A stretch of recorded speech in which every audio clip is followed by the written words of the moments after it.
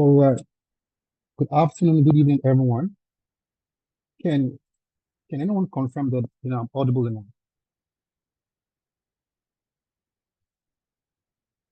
Hi, Fokbe. Can you Hi, confirm I'm Balaji. I audible? can hear you. Yes, you're audible enough. I can hear you Oh, perfect. okay. All right.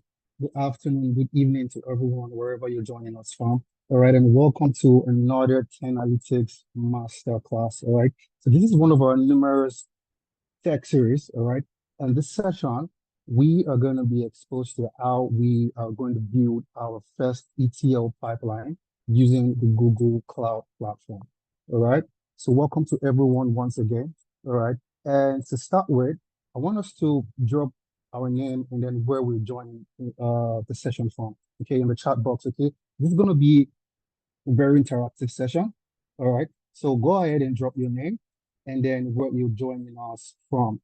So to get started, all right? Oh, thank you, Nessa. All right, so Nessa can actually hear me clearly. Okay. So we have Emmanuel from Finland, all right, with Dave from Nigeria, Olabi from Edinburgh, all right? Okay, good. So go ahead, keep it going. Oh, Ditala from the US, all right, that's fantastic. That's fantastic. Frank from Nigeria, Gladys from Sabo USA, all right, okay. Nessa is from the UK. All right. Okay. So let's keep it going. Let's keep it going. We're going to have an amazing time.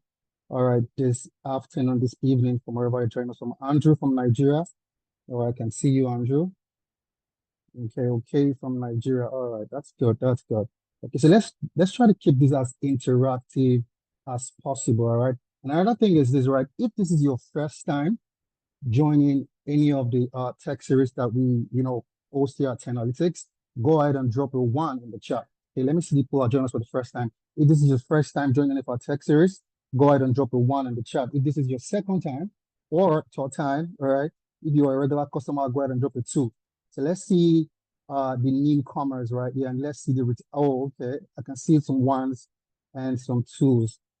All right, will I be a two? Okay, all right, Andrew a two. Okay, let's go ahead. Let's go ahead and do that. Okay, Andrew with two.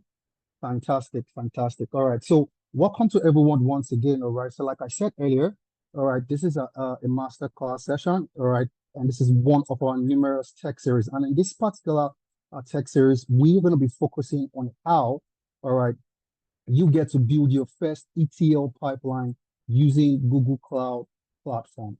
Okay. Can I go to the next slide, Kyle?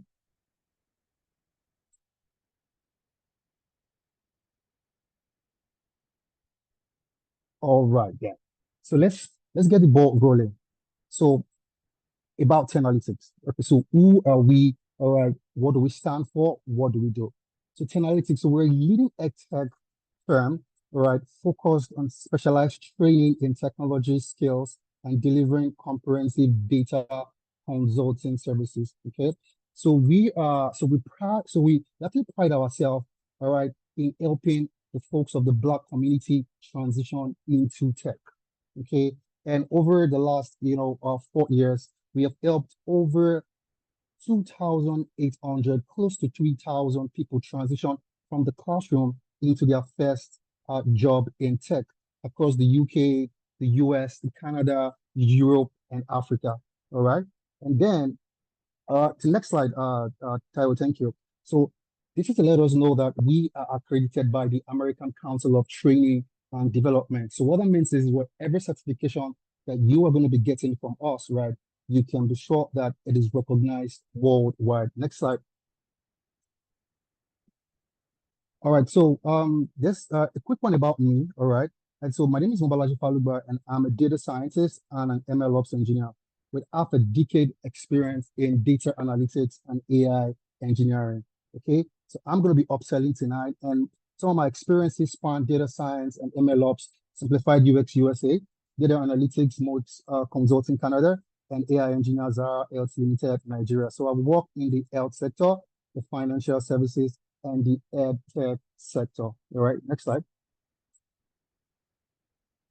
Okay, so with me here tonight is amazing Taiwo, right? And she's going to be the one who's going to be walking us through then I will get to build our first ETL custom pipeline. All right. So I'm going to let Taiwo, right, introduce herself so we get to meet her. All right. Thank you, Bolaji. Hi, everyone. So, Taiwo, and I'm a skilled data professional with years of experience in data engineering and data analysis. I also have experience working with cloud platforms like GCP, AWS, and Azure. And my experience spans across industries like technology, telecommunications, fintech, and FMCG. And I'm excited to walk you through the process of building an ETL in Google Cloud in this masterclass session. So nice to have you here. Thank you.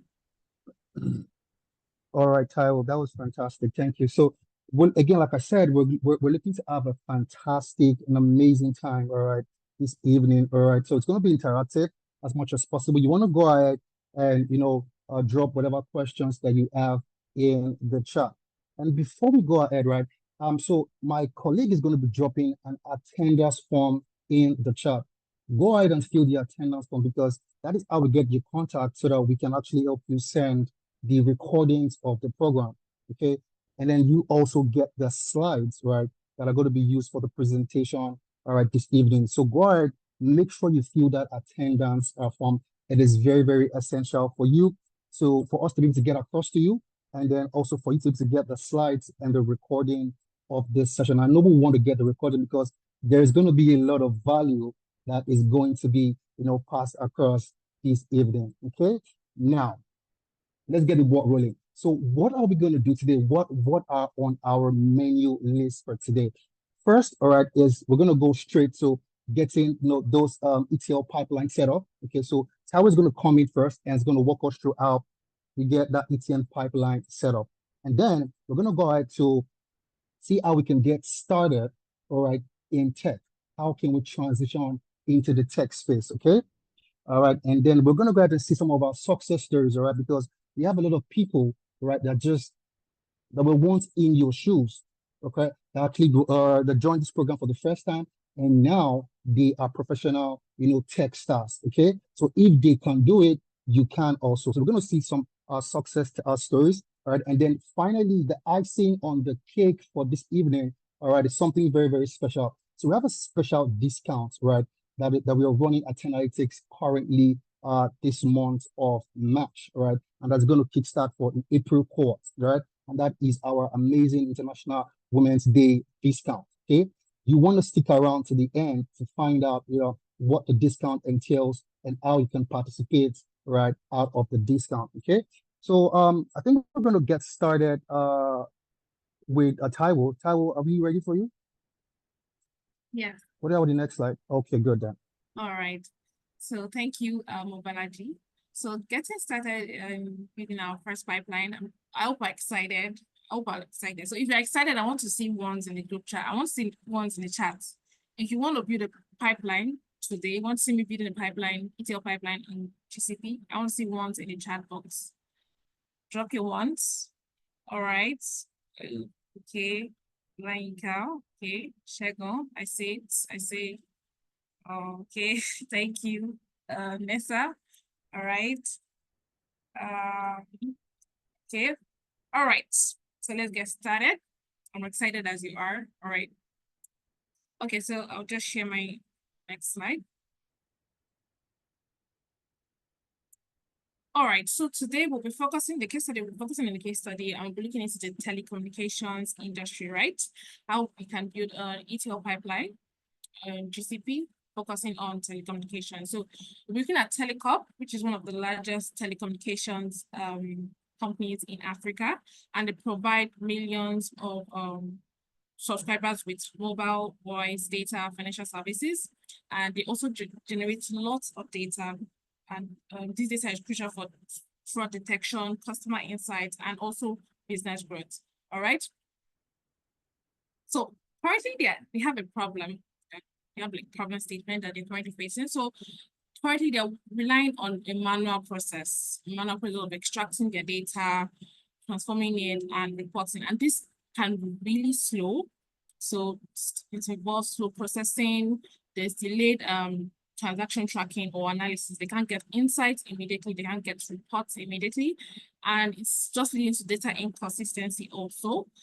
There's limited real-time insights and scalability issues. So how can we solve this problem?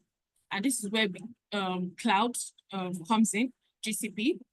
So what they need right now is a cloud-based data pipeline that can handle scalability, that can handle this ETL process. Okay, first we want to automate the data ingestion for the transaction records they're bringing in, process this data using cloud functions, serverless compute, store this data in the data warehouse so that the data analyst, the business analyst, can be able to analyze this data once they have it in the data warehouse, which is BigQuery.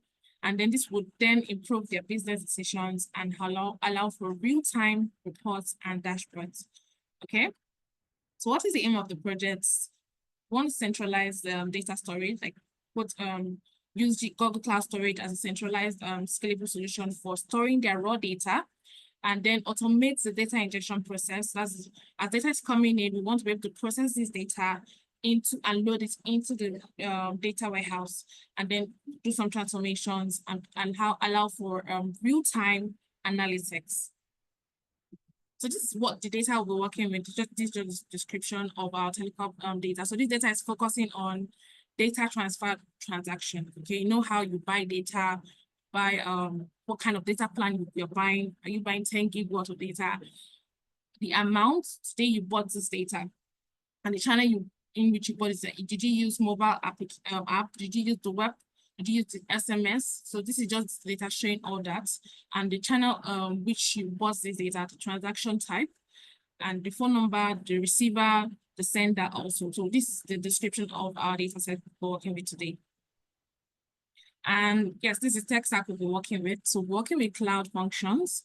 We'll also be using Python, writing some code, Python codes, and then we'll be using Google Cloud Storage as a central storage for our raw data before it's processed, and BigQuery for our data warehousing. So I'm sure you'll be wondering, okay, why are we using this specific tool? So we're going to use cloud functions mainly because for this ETL process, because it's serverless, it has a serverless architecture. So that means you don't have to build any infrastructure or any, and the good thing about it is like, it's just, you only pay for the time you make a request, for the time used, right? So that's one of the good things. It's cost efficient, it's serverless, and it's scalable, right? So it's the way to go, right? It's automated. You can automate your whole ETL process using cloud functions.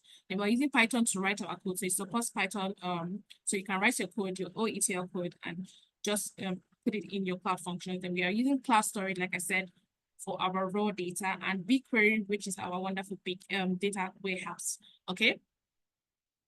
So this is just how the data flow will go, our product architecture. So from once a CSV file drops in our cloud storage, because what the main thing we're going to use for cloud functions is just trying to trigger as a file drops. We're triggering this file to process it. We're triggering the ETL process, process this file and load this into BigQuery. So we're not going to have any manual intervention. It's all automated. Okay, so it's event driven. It's event driven. So once a file drops, once any raw data drops into cloud storage, it picks it up, processes it, and loads it in the data warehouse straight up. And this process is automated. So this is how the flow goes.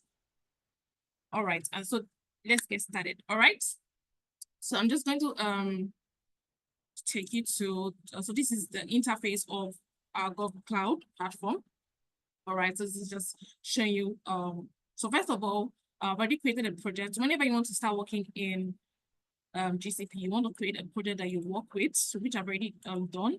Okay, so all this will teach you when you get it on how you create the project, walk you step by step. All right. So yeah, this is just the interface. So the three tools we'll be working with, the three services we'll work with, like I said, is cloud storage, cloud functions, and BigQuery.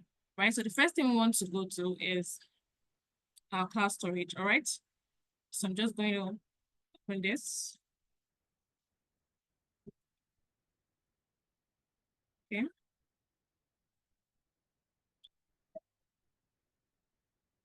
All right. So this is our cloud storage, right? So how the cloud storage works, like I said, it stores raw data. And good thing about this is just like a data lake. So what is a data lake?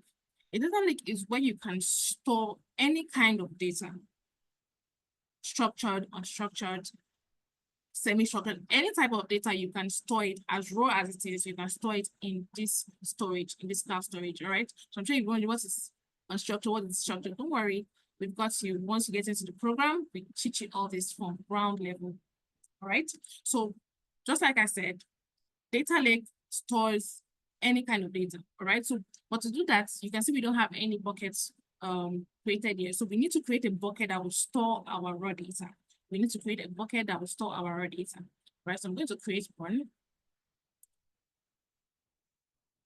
Just click on the create, and I'll just give my bucket. So I can just give it telecom storage. All right. Continue.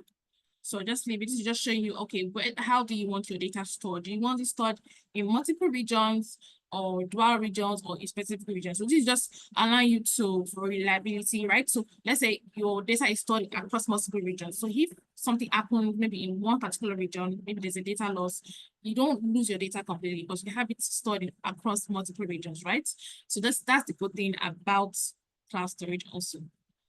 So continue. Right, so just telling us how we often want to access this data. Okay, so there are different types: standard, nearline, code line, archive. So I'm going for the standard because this is just best for short term. I want to frequently access this data. So if you are going for something that you don't want to frequently access, you have the archive, you have the code line. It just as it's explained there. So we're going to leave it as standard. Continue. And so we'll leave this as also prevent public access because you don't want, this is private. And then we'll create our buckets. So we're going to leave this as it is.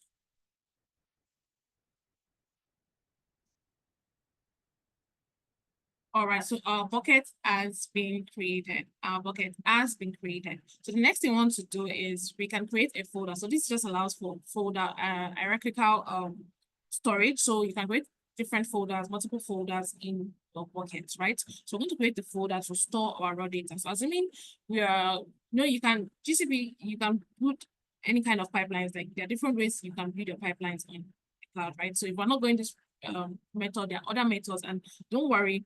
In the program, you get to learn other kind of ways you can build ETL pipelines on the cloud. But for now, we're using this method where we just process the data to BigQuery. But the other methods where you can process your data back to the storage, and you can get you have your raw data folder, you have your process data folder. All right, but for now, we're only going to create a raw data folder to store our raw data. All right, so I've created it. So this is where we will store our data once we want to upload it. Right, so now that we're done with one service that we're using, let's go to the next. So we're going to go to our warehouse, our data warehouse. I'll just click on that. So I'm sure you'll be wondering, okay, what is a data warehouse? Like, I'm just hearing data warehouse, what's the yes for? Don't worry. A data warehouse is mainly designed for analysis, right? So where you have your data analyst, your business analyst coming in to analyze data, writing SQL queries to just run some analysis, generate reports, where you can even generate your dashboards, your reports. That is what a data warehouse is designed for. So you're bringing in, the main purpose of an ETL is you're extracting data from wherever it is, you're transforming it, and you're loading it into your data warehouse where it can be analyzed, because that's the end result, where it can be used, where it can be analyzed. So this is our data warehouse, all right? And this is the project we're working, this is the project I created earlier. So what we're going to do is to create a data set, all right? So a data set is just like a database that will house our tables, all right? Because we can't create a table just like that. We have to house it under a data set. So a data set is like a database that will house your tables. They can create multiple tables under. Right, so I'm going to create a data set. And I will name the data sets. I can just name it telecom. Right, I just name it telecom transactions. Telecom transactions, all right? And just leave it as multiple region and leave it all as that and just create data sets. So now when our data is processed, it will come under our, you see, we don't have anything here. You see, as I clicked on drop down, there's nothing under our data set. But when we process our data and our data is loaded into this data set, into this warehouse, you would see your table come under it, right? Okay, so now we're done with creating our data set. So we can now go to the main style of the ETL process, which is the cloud functions. All right, the cloud functions. So I will just search for that cloud. All right, so I'll just click on this. All right, so, okay, I think it's, click on it again.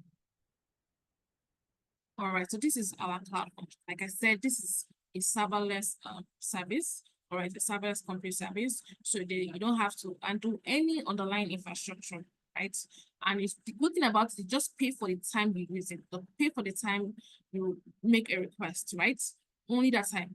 And it's actually cost efficient. It doesn't require so much cost. So what we're going to do is to click on write a function. So we're going to write a code that will be triggered when a file is dropped. Okay, when a file is dropped in our class storage, that code will be triggered. So what we're going to do is we're going to use an inline editor, and we'll give a function name. So you can give it telecom processor, leave the region as US. So you know I said we're going to make use of Python. Okay, so it actually supports different languages, programming languages. So you have Node, Java, Go. So any language you're comfortable with, but we're going to be working with Python. Yeah, so we cannot go for any version. We can go for 3.11. Now, this is what an important step we need to do. So because we want to create a trigger, this is event driven. So we want to be able to, when a file drops, we want to be able to trigger this code to run, process the data, and load it in our data warehouse. So we have to create a trigger. Okay, and what are we triggering exactly? Our cloud storage, right? Because that's where data is going to come into, and we're going to pick up this data from there. So we're going to create a cloud storage trigger. The cloud storage trigger. All right, so we can just name this storage to BigQuery. Storage to BigQuery. All right, now we leave this as it is. Trigger type, which is cloud storage. Then we have to, because we want to be able to connect to the bucket we're working with. So we can just click on the buckets, right? So we click select. So we click, so now we're connected to the bucket we're actually working with. That's the bucket we just created not long ago. And then we leave all other things as it is and save the trigger we just created. So now we've created a trigger that will automatically trigger our code to run once a file drops. Okay, so we'll leave this as it is. So you can see billing is request based. So you only get charged only when you make a request, when you're processing requests. So we'll leave this. So we can also increase the memory size. So I'll just increase that also from 500 MB to 1 gig. All right, then we can then create our cloud function. All right. All right, so this is just being created. So right now you can see this inline editor. This is where we're going to write it, all right? So we'll just wait for this to run, to complete. So this is the editor where you write your main code. Then you have your requirements file. So you know when you're writing, just like when you're writing your normal code, and you need some libraries, you need to install some libraries, you need to import some libraries. So this requirements file is going to have all the libraries we need to run this code successfully. So if this library is not in Google Cloud, it's going to install it first before it runs our code, before it runs our main ETL pipeline, right? So this is going to handle all our requirements, and this is where our main code will come to. So I'll just close this. All right, and this is just like a test code that is here, but we're going to clean this up to be able to write our own code. All right. So now the first thing we're going to do is this is now us writing out the main ETL code, right? So the first thing we want to do is to import the libraries we're going to be working with, right? I'm going to import the libraries we're going to be working with. So the first thing I'm going to import is the cloud storage library and the BigQuery library. Yes, they both have their libraries. And when you're writing codes, especially Python, you have to be able to import it so that you can use it. Okay, so we can connect to those services. So I'm going to import that from. So if you can see my screen, so what I normally like to do is to just write the code in VS Code and then copy and paste it, because this might just be too small for us to see. Or can everyone see my screen? Can everybody see this code that I'm writing? If you can see, please can just drop a comment. If you can see the code, please drop a comment. So can you see the editor as I'm writing? All right, that's good then. So I'll just continue. All right, so first of all, we want to import our libraries we'll be using, right? So that's the main thing. Whenever you're writing Python, you will have to import the libraries first. So from Google.cloud, so we're importing this from Google Cloud, right? So from Google.cloud, we want to import, first of all, the storage. And then we want to also import BigQuery, right? So now the second thing we want to import is the functions framework. Don't forget we're working with Cloud Functions. So we have to also, this also has a library that it works with. So we have to import the libraries to be able to use it. So we're going to import that also. But don't worry about all this. When you get into the program, you get to explain some of these things for you. Okay, makes it easier for you. So functions framework. All right. So, and because we're going to be doing a bit of cleaning, so that's another good thing about Cloud Functions. It allows you to do some transformations, some cleanings in your code, so that when your data is picked from cloud storage, you can process it, you can clean it before it gets into the data warehouse. Okay, that's one good thing about it also. So we're going to import pandas, because pandas is a library that allows you to clean your data, transform your data, and manipulate your data, right? So we're going to do that also. So import pandas as PD, which is like a nickname for it, right? PD, just like a shorter form. And one more library we're going to import is a library that will help us to read through our file later on when we're writing our code. So that is IO. It just allows you to read through a CSV file before it loads it into BigQuery. So import IO. All right, so now that we're done importing all our libraries, we can now get to writing our code, right? IO. Okay. Now this is okay. So now we can now go ahead to write our code. So the first thing we want to do is to be able to, like I said, we're going to do a bit of cleaning in our code before we load our data into BigQuery. So I'm going to first write a function. So you're wondering what is a function? Don't worry, this will be taught in the program, but let me just explain a bit about it. A function is like a reusable code that you can run anytime. All right, so just give a set of instructions that you want it to do. So whenever you run it, it does that instruction, right? That's what I'm going to do here. I'm going to write a function that will clean my data, all right, and call it later on to okay. This is what I want to do at this point in time. So what I'm going to do, so clean, and the name of my function is clean data, okay, or clean transform data, right? And this function is going to take in a data frame. Don't forget, we're working with pandas, and pandas works with data frame, right? So don't worry if it's sounding all too big. I got you, right? So a data frame is when we're working with pandas, is just like a table that stores our data, right?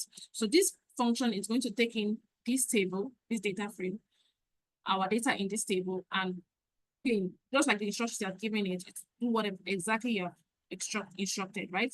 So now the first thing we want to do is to drop missing values. So if you have missing values in your data, you want to be able to drop them first. So I'm just going to drop them. First of all, just use comments, drop missing data. all right? So I can now do df dot, that's data frame I'm bringing in, data frame df dot drop. So this is a function that is used in pandas to drop missing values in your data, all right? So there are different ways you can handle missing values. Don't worry, you get a cheat sheet that in the training program. You can fill with zeros, you can do any other things if you don't want to drop them. But for this case study, we'll be dropping them. So drop now and say in place, because we don't want to make, we want it to make the changes at that point, all right? So in place equals true, all right? In place equals true. So the next thing we're going to do, because, okay, I don't think I've shown you the data. So let me just open the data here. Okay, so this is data we're actually going to be working with.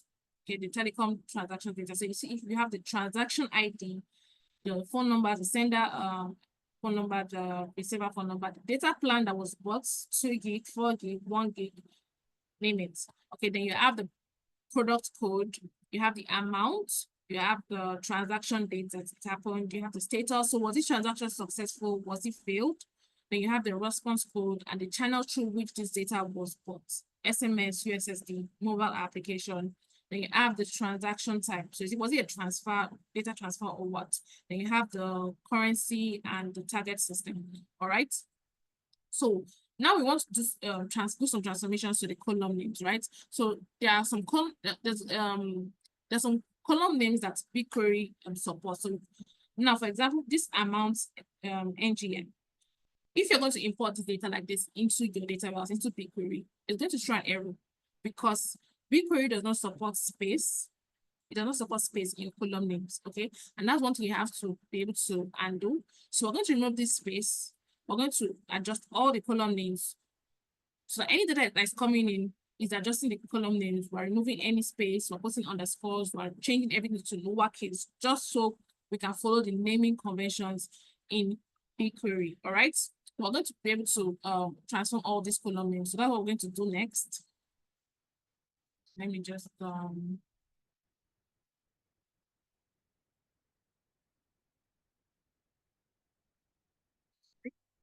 right. So the next thing, like I said, is to transform the column names, right? Standardize the column names.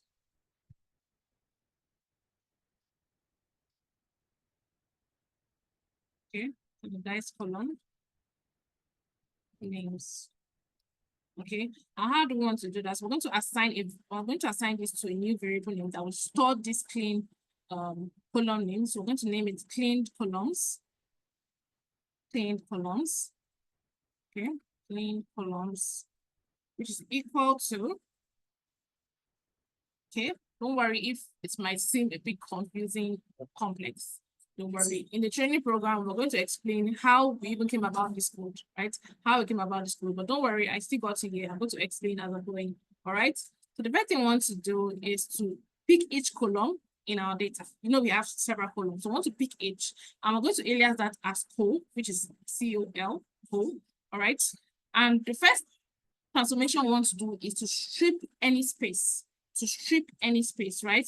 So I'm going to use the strip function, right? I say, okay, I want you to go into each of the column, strip any space that you have there, black space, white space, any space, strip it away, all right? And once you're stripping that space, I also want you to replace wherever you have space, like the amount we had space there, like this amount, wherever you have space, I want you to replace it with underscore, all right? Replace it with underscore. So we're going to do dot replace, which this dot replace is also a function in Python in pandas. So we're going to replace, so dot replace. So anywhere you have space, I want you to replace with underscore. I want you to replace with underscore, right? So that is one transformation I'm going to do. Now the next one I'm going to do is also replace anywhere you have like bracket, just like that amount that we had, like brackets NGN. We want to remove those brackets. We want to remove that bracket from there.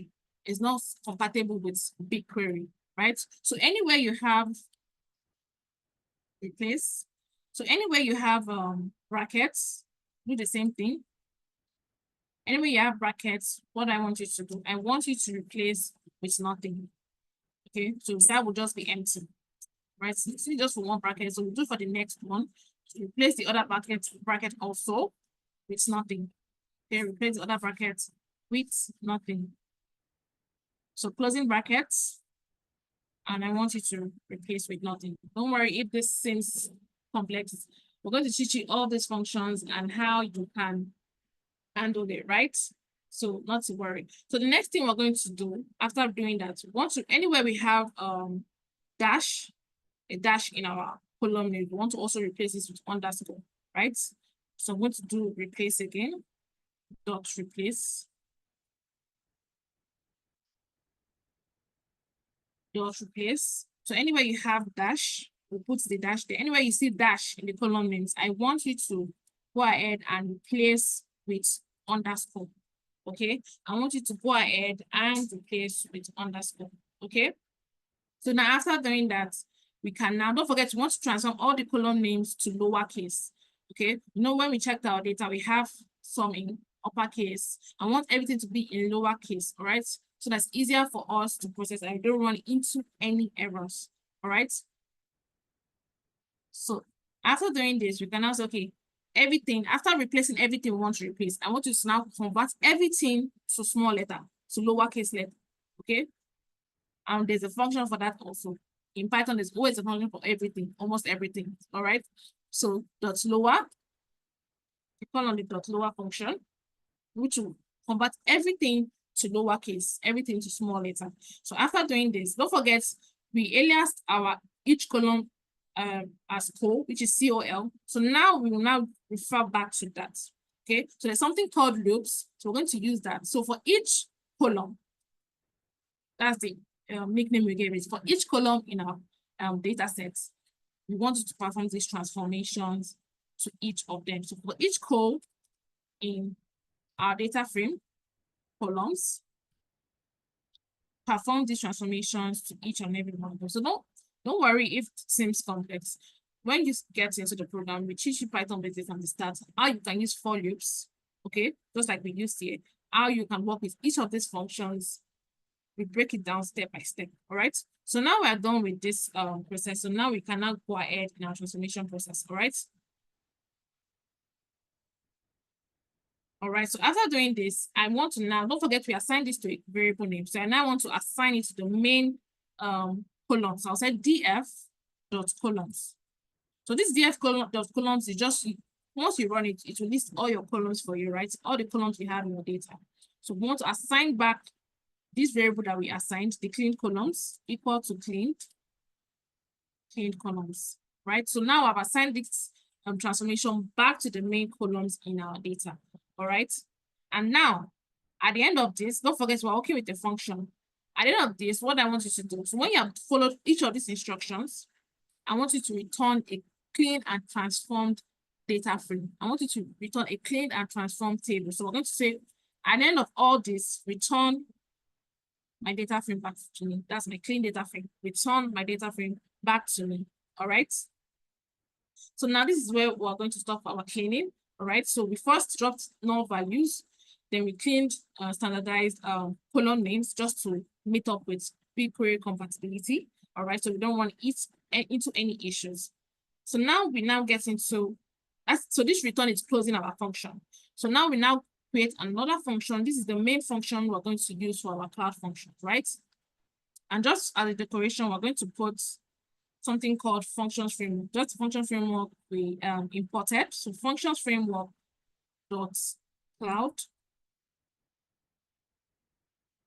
events. Or this is a cloud event. So we're just going to put it there. So at functions framework dot cloud event, and then we'll then go ahead to write our code. So now whatever code we're writing now is what is going to communicate with our cloud storage and BigQuery, right? So after doing any transformations, we want to be able to extract this data, transform it, and load it into BigQuery, right? So I'm going to define a function for that also. And the name of the function is going to be load CSV to BigQuery. Load CSV to BigQuery, right? Because that's what we're doing. We're loading CSV in our in our extraction, in our storage to BigQuery. So this is the name of our function. And what this function will take is the cloud events. Don't forget, we're working with cloud events, event driven. Okay, so it's going to take cloud event. All right. So the next thing we're going to do, okay, forgot my colon, right? So when you're working with Python code, your indentation is always important. Don't worry, we're going to teach you all that in the training program, right? So you don't forget to put your colon whenever you're writing a function. Okay, so now I'm going to start with connecting to BigQuery.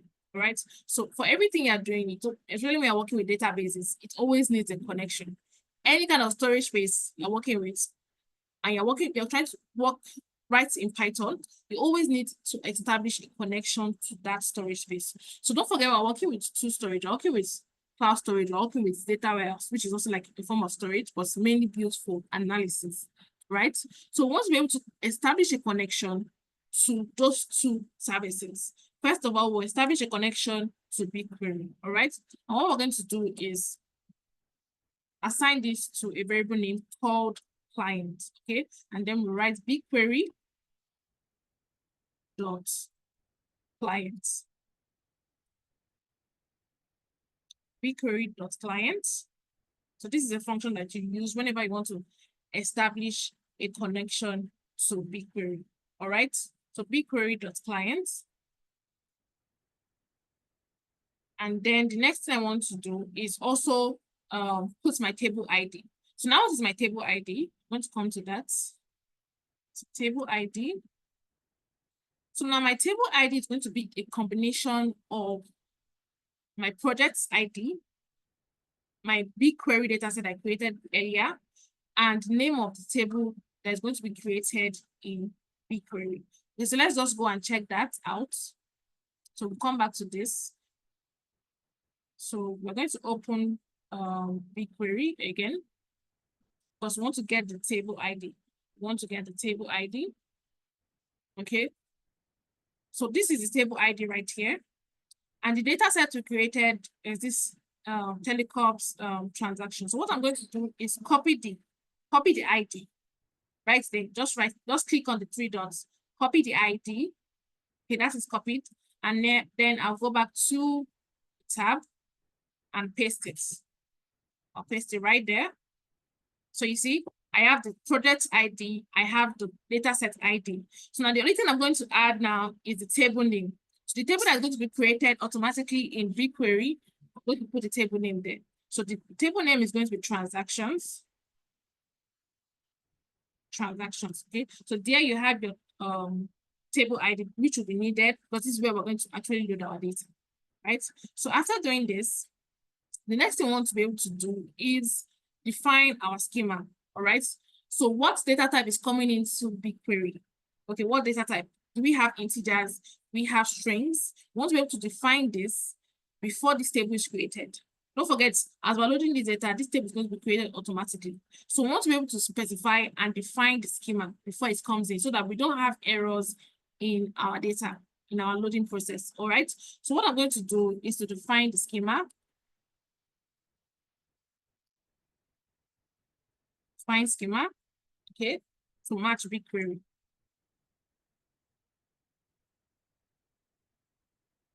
To match BigQuery, all right? So if you look at your data, let's take a look at our data. So you see the transaction ID, first of all.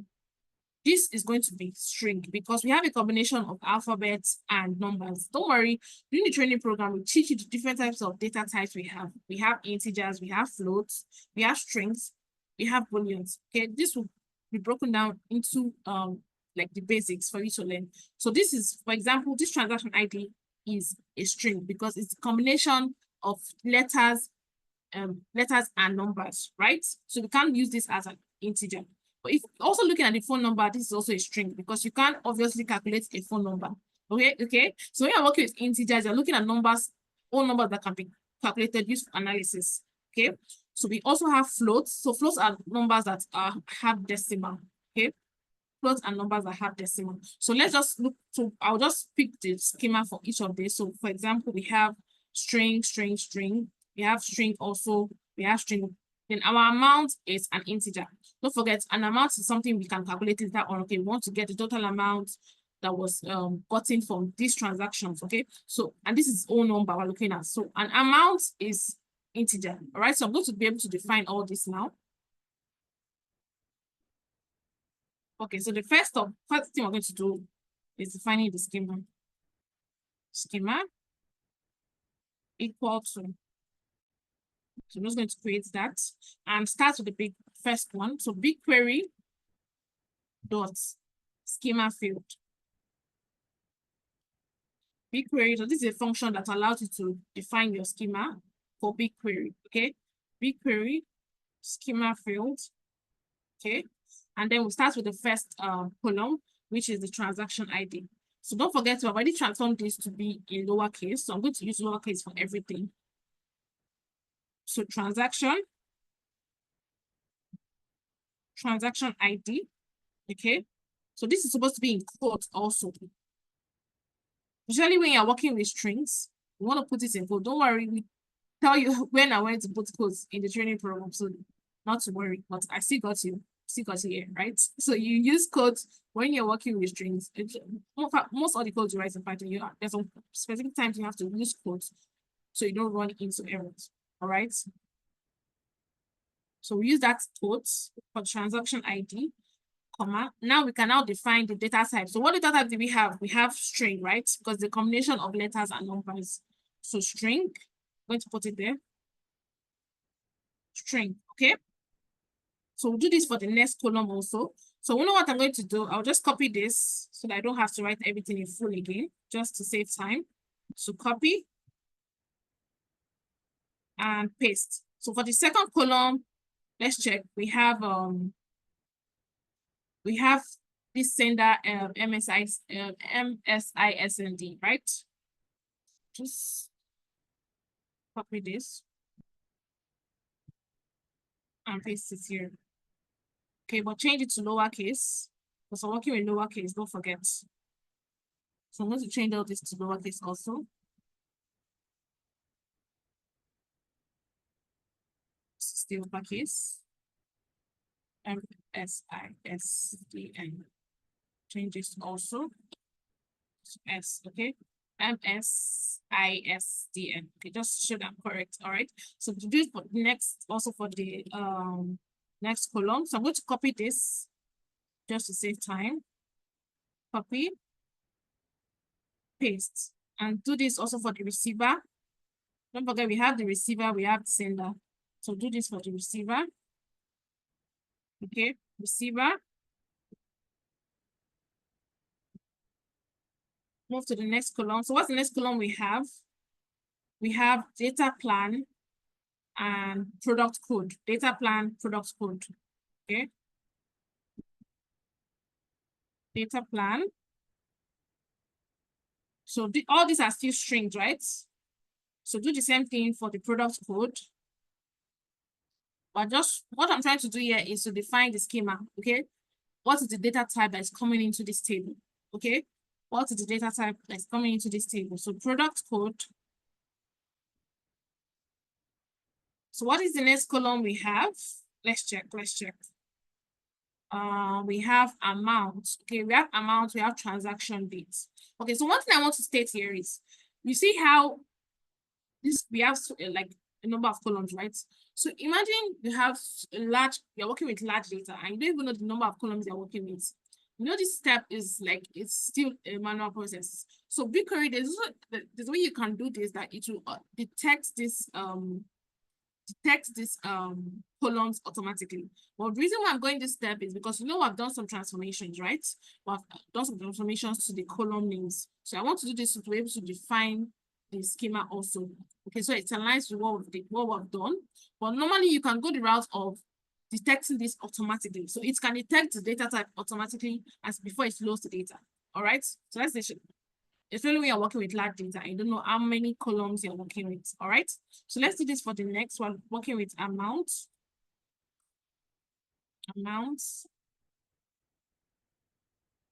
Okay, so what next? Let's check. we have transaction date status, transaction dates.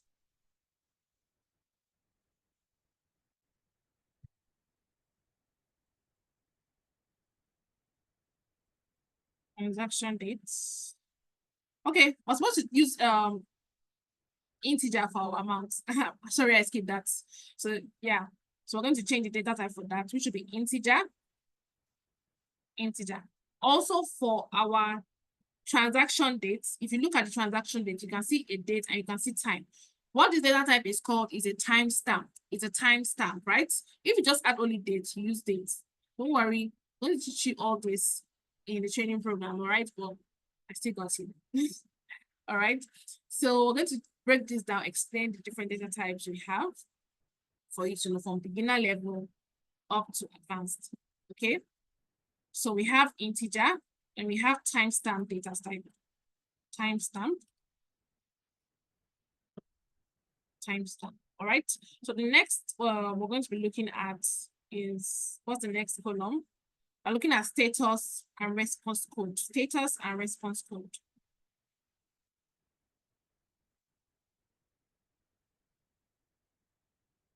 It should be in lowercase. Status. And status is a string, right? Status and response code. Response code is an integer, so we're going to change that. All right, response code is an integer, so we're going to change that. Okay, so the next column we're working with is what? Working with channel, transaction type, and currency. Okay, channel.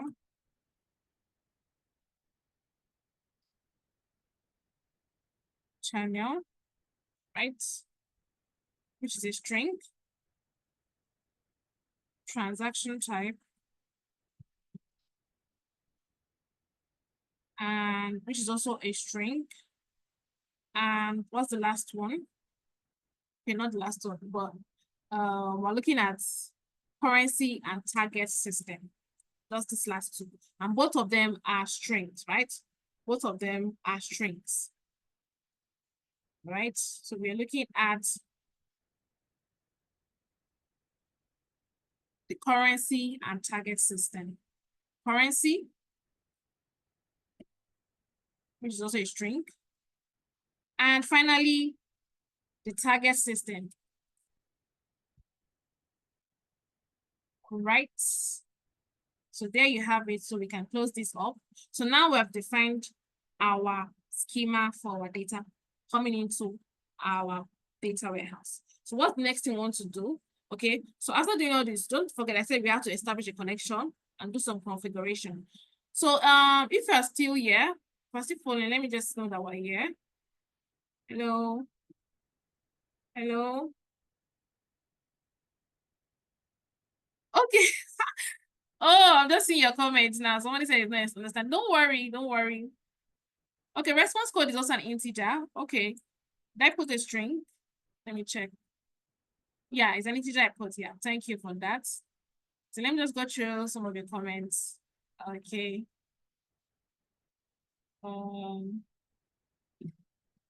Okay. So if you're following, please just let me know. Okay, you're here, all right. All right, all right. I see you all. I see you. I see you. I see you. Okay, thank you for explaining. Yeah, I'm defining the headings for the data and just like what kind of data, what type of data is coming in, right? So thank you for simplifying that. All right. All right, so let's move on. Let's move on. Let's move on. Let's move on. Okay. All right, so now I've defined, according to my people in comments, so I've defined the headings, so I've defined the schema. So now let's configure our BigQuery to be able to collect this data. All right, so we want to configure BigQuery. Configure BigQuery. Right, so what's the first thing we want to do? All right, we want to run a job config. Don't worry if you don't understand all this. These are just normal codes that you use when you're working with BigQuery. Okay, job config. So I'm assigning this to a variable.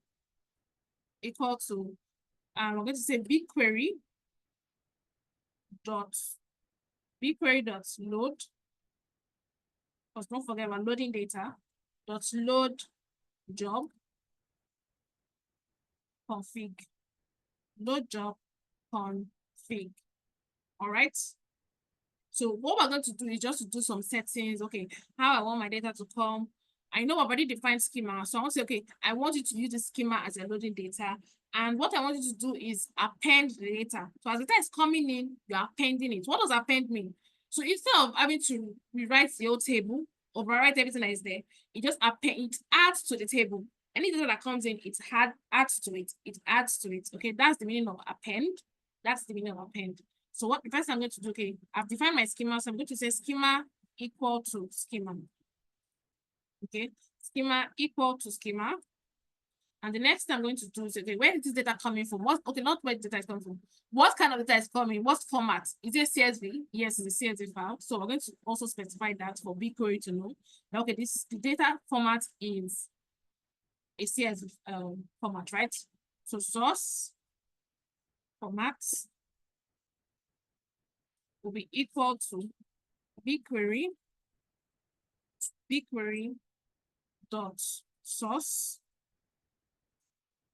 Okay, BigQuery dot source format. We're trying to say, okay, this is a CSV format that is coming. So BigQuery is better prepared. So source format dot CSV. Okay, so okay, the format of the data that is coming in, of the file that is coming in, is a CSV file. The CSV file, right? And the next thing I want to do is to skip the header row, right? Skip the header row. So I'm going to say skip leading rows. So all these are just configurations that are already, they are configuration codes that you use when you're working with BigQuery, right? All these schema, source format, they are codes that automatically come with you configuring BigQuery or working with BigQuery, right? So don't worry if it's a bit complex to explain all this for you. So leading rows, so you want to skip headers, okay? That's what we mean by leading rows, top rows, this headers. So I was going to say equals to 1. That is the first row, which is the headers. We're skipping it, right? So after this, we want to now specify that, okay, how do we want to write the data?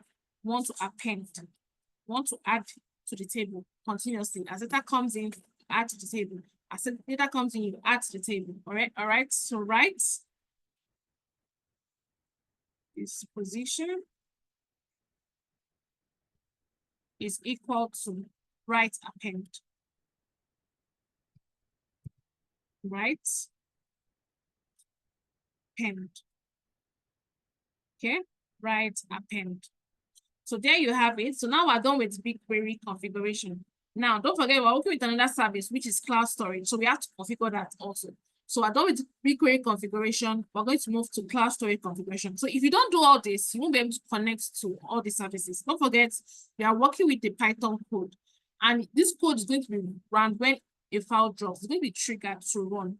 So when it runs, it has to actually connect to these two services, which is BigQuery and cloud storage, to be able to collect the file and load it. Okay, so that's what we're doing all these configurations right here. So I'm done with configuring BigQuery, running the settings. So I'm going to move to cloud storage, all right? So the first thing I want to do, just like I did for BigQuery, is establish a connection. So client, and just name that storage client, since we already have clients for BigQuery. So storage clients equal to same thing we did for BigQuery, establish a connection, storage dot client. Okay, so this dot client establishes that connection for us. This dot client establishes that connection for us. So the next thing we want to do is now specify our buckets. Okay, before I do this, let me specify the bucket so it's easier for us to work with. Don't forget we created a bucket. So once you're able to get the bucket name, whatever is in the bucket, the file name, want to be able to get it and work with it, right? So I'm going to do that now. So bucket name, that's the bucket name we created. It will be gotten automatically, right? Bucket name equal to cloud event. So this cloud event, don't forget, is what we used when we were defining this function, right? So this cloud event it works with cloud function. So it automatically gets our bucket name, our file name, and work with our storage, right? Extract the data it needs. So we're going to say cloud event dot data, and we'll say get the bucket name, which will be bucket, right? Do the same thing for the file name. File name equal to cloud events. Same thing also. Cloud events dot data. And we're going to get the name of the file. The name of the file. Okay. And the last thing we want to do is connect both of these together, the bucket name and the file name, to form our path. Right? Don't worry if this sounds confusing. Because of time, we break this in depth for you in the training program, right? So we're going to define the paths to be able to locate these buckets, this storage, right? The bucket we created earlier on. Excuse me. So first going to do this. So this is me just defining the paths to the buckets. And this is how you do it. So I'm going to say bucket name,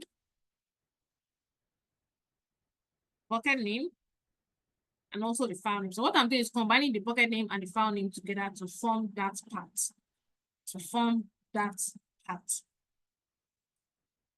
All right, so bucket name and file name. So this is forming the paths. And I close this, right?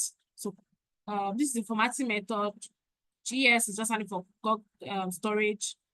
Okay, combine the bucket name and the file name.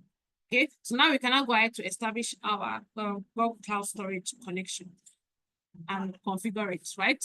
So bucket equal to storage clients.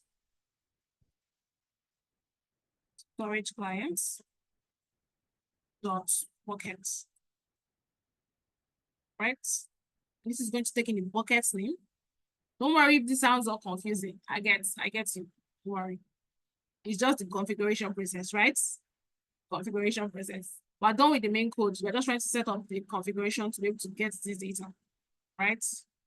So, and also do the same for the file. So blob equal to buckets dot blob, right? File name. So this is taking the file name.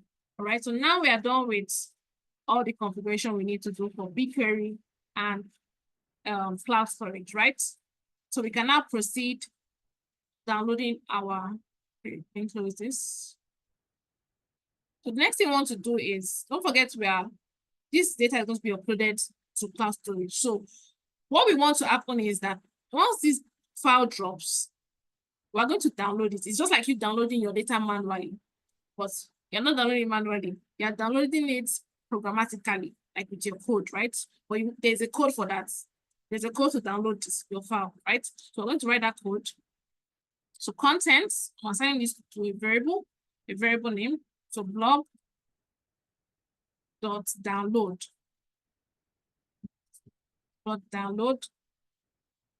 as bytes.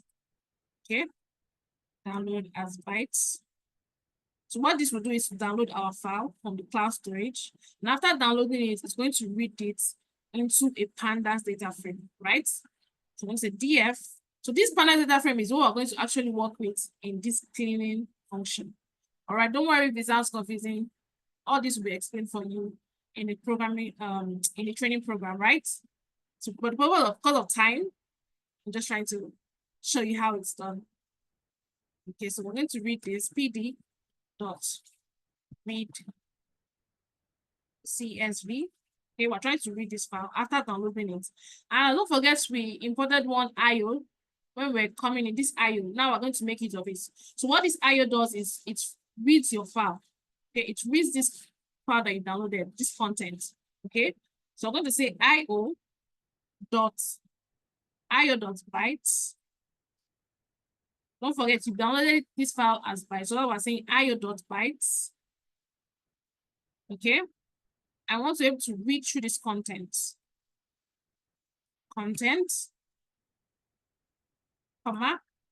I want to say, okay, we don't have header there because I've already skipped the header, right? So header equals to 0. Okay. And the data type, read it as a string. Data type equal to string. So this str stands for string in short form, string in short form. All right. So now after doing this, we can now go ahead to call our function. Don't forget I explained what a function is. It's a reusable code that you can call later on. All right. So now we're going to officially call that function, our cleaning function, to run after this file has been read, and we can now clean it and load it. So all the things we're doing here is writing the function to clean it, refining our schema, setting up our configurations. Now we're not doing the main, we're reading in the main contents, calling the cleaning function, and then we're loading. So now we're going to end our code. After cleaning, we're loading, right? So df equal to call our function. So when this function is called, it automatically cleans our data. Automatically cleans our data, right? So content, okay. And then we can now go ahead to load finally to BigQuery. Finally to BigQuery, all right? So say job equal to client. Don't forget the client we already established later, the connection we already established earlier. So clients.load, load table from data frame. So I think, okay, we want to load this table stored in our data frame. We want to load the table from data frame into our BigQuery, okay? Load table from data frame, all right? And this is going to take in our data frame, obviously, because that's what we're working with. And then it's taking our table ID. Don't forget, you already defined this table ID earlier on. Okay, if you remember, we defined our table ID right here. So we're going to use it now to officially load our data. All right. So table ID, comma, and then the configuration we did here for BigQuery, this configuration, we're going to also include that. So everything is coming in together right now. All the small code I'm writing is coming in together. All right. So job config equal to job config. All right. So after doing that, that is where we stop. And lastly, we can now say, okay, after doing this, we want to get the result. So job dot result. So do this and wait for the results. Job dot results. All right. And after doing this, we can now print out successful. Okay. So after you have done all this, print loaded successfully, right? I'm going to use a formatting to do this also. Formatting method. Don't worry. This should be taught. Different ways you can format your print formatting. All right. So loaded the table ID.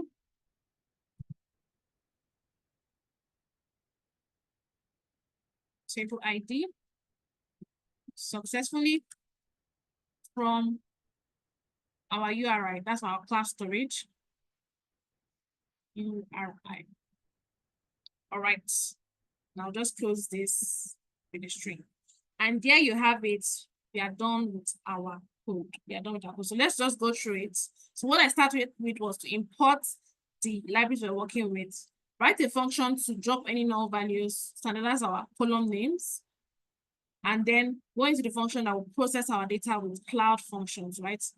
We established a connection to BigQuery, defined the schema, all right? After defining the schema, we then went ahead to do some configurations with BigQuery, do some configuration for cloud storage so that when this code is run, we don't have any issues, right? And then finally, we cleaned our data and loaded it into BigQuery, and this is going to sprint loaded successfully, all right? So we're done with our code. And don't forget, we're working with the requirements file. So I'm just going to put in the libraries we imported earlier. So we're working with Google Cloud Storage.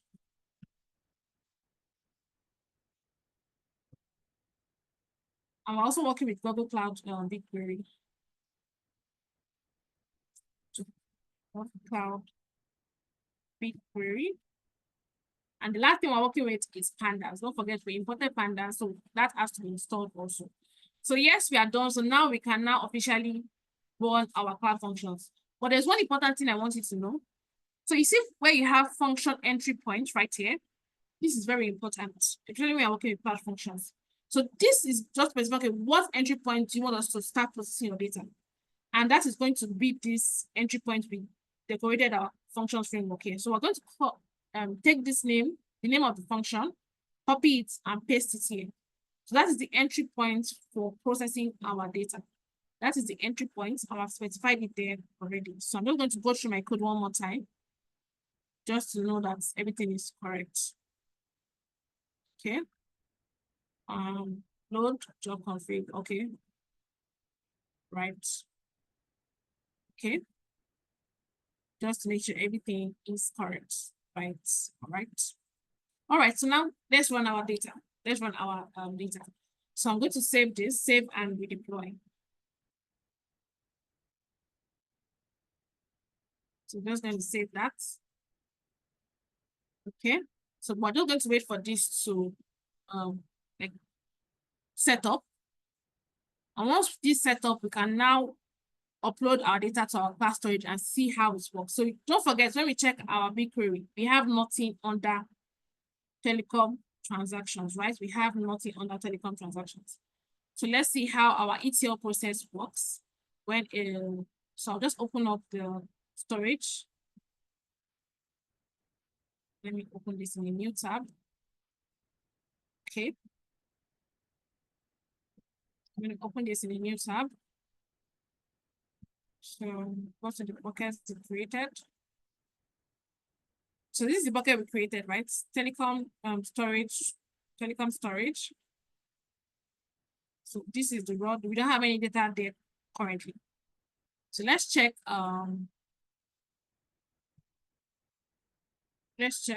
Sorry. So this is still setting up.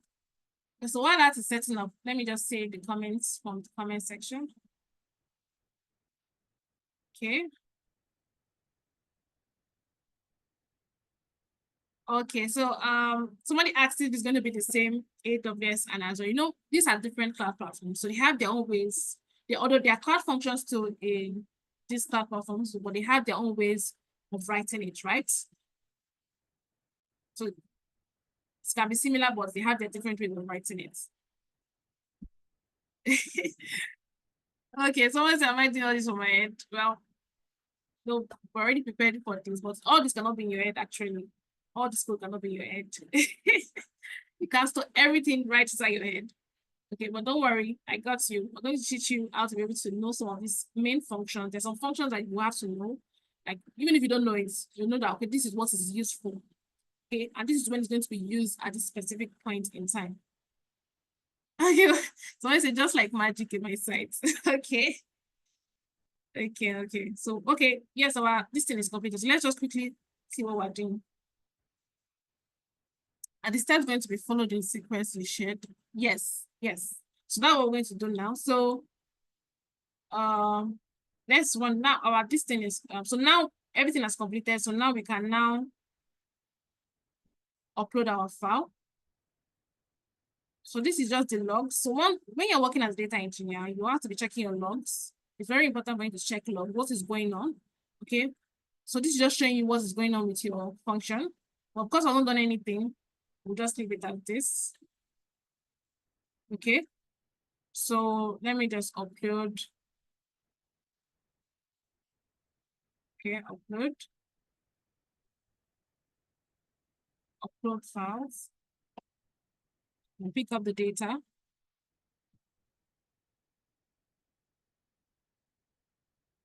So this file has been uploaded. So I will just check. I will check the logs to see if it's successful. So run this, just refresh. All right, it's actually successful. If you notice, this is our logs. As a data engineer, like I said, it's essential for us to check logs. It just helps you monitor your code. Okay, so I don't have to be running helter-skelter when I have errors. So if you can see what we wrote, like prints loaded from our storage, we already see this. So already, in fact, without even checking BigQuery, I already know that it was successful. So let's now check BigQuery. So I'm going to refresh this, fresh content. And there you have it. Our transactions table has been created and we have our data. So you see all the transformations we did with the small lowercase, the data type we have there. So if we're going to preview this, you can see our data is sitting there pretty in our data warehouse. So now this is everything complete, right? So now a data analyst can now come, write a query, or you as a data engineer can just, okay, I want to go through my data. Let me just run some queries. Okay, select all. So I'm just going to query. We select all from our data. Okay, so I run this. This is just SQL, right? Don't worry, we're going to teach you SQL also. Python, SQL. Start from the beginner level and then get into bringing everything together to form this beautiful ETL we just built, right? So this is just me using SQL to query my data. You can run some other analysis, and that is just end of it. Okay. And my battery is low, so I'm just going to plug my system.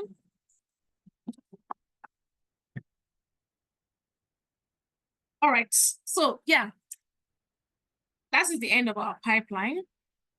So we just built an end-to-end ETL pipeline. So whenever a file drops, as I upload that file to cloud storage, you see the way it was picked up, transformed, and loaded to my BigQuery. All right. So yes, did we all enjoy this process? Did we learn something? If you learned one or two things, I know we may not have learned everything, but if you learned one or two things, drop a one. Just drop a one. Yeah. All right. Thank you. Well, thank you. All right. So don't worry. If you join training session, the training program, teach you all this from ground level, different ways you can build your ETL in the cloud. Okay. So without wasting too much time, I'm going to hand over back to my colleague. Okay, we'll just show you the steps on how you can get started. Don't, like I said, we're going to hold your hand from ground level, and I'm there for you all at any time, right? All right. Thank you, everyone. And let me hand over to Mobolaji to take you through how you can get started. Hi, Mobolaji. Hi, Taiwo. Yes. All right. Thank you, Taiwo, for that amazing session. Right. So I think a big congratulations once more to everyone who, stayed up until the end with Taiwo and then finished that amazing ETL pipeline. All right. This is actually a very major project and one at that you can actually, put into your portfolio. Okay, you can actually put this project into your portfolio and it's going to fly. It's literally going to fly. Okay. And so for the newbies, right, I'm sure you learned, a whole lot. You can't wait to get started, right? For those who have some sort of foundational knowledge in data engineering, I'm also sure that you learned a whole lot. Okay. So can you guys see my screen? I'm sharing my screen. Is my screen visible? Yes, it is. Okay, fantastic. All right, so I got a whole lot of reactions right in the chat box, and I was just laughing as much as Taiwo started laughing after the whole process, right? So I think Nessa had her head blown off, right? I think someone else was saying the only thing that he could understand was your English language, the only thing. So anything from English, it was off. And then so it was just really interesting in the comment section. But so that is the idea, right? So at analytics. So if I'm going to ask this question, so who wants to code like Tyro? Okay, because at analytics, we're going to turn you into, shall I say, Tyro, right, in a couple of months. Just give us a couple of months, and then we're going to turn you, coding just exactly like Tyro. All right. And then what she did, right? I know it might seem really complicated, with the codings and everything like that. But basically, that's what we call an ETL pipeline. So extract, transform, load. pretty much. Extra. So you're extracting data from the web, from the cloud, all right, wherever the data is actually seated, okay? You're getting data from wherever it is, then you are transforming it. So yes, actually, yes, it covers the building pipeline, all right? So you're transforming the data, okay, to the format that is actually usable for data analysts, business analysts, and other professionals in the data niche, all right? And then finally, you're loading this data, all right, in a data warehouse, all right, or some storage device, okay? So this it's something that's very, very very, very applicable. Imagine you're working in a fashion store, right? You have a fashion startup, and then the fashion store is looking to get an angle, right? Sustainable fashion, right, in the industry. They're trying to understand, all right, what drives the trend. Okay. So what happens is this: they're going to need to understand the customer sentiment. All right. So what are the customers saying? Okay. What are the customers actually used to? What are their styles? Okay. And then what they are going to do in that particular scenario is have a data engineer scrape the web.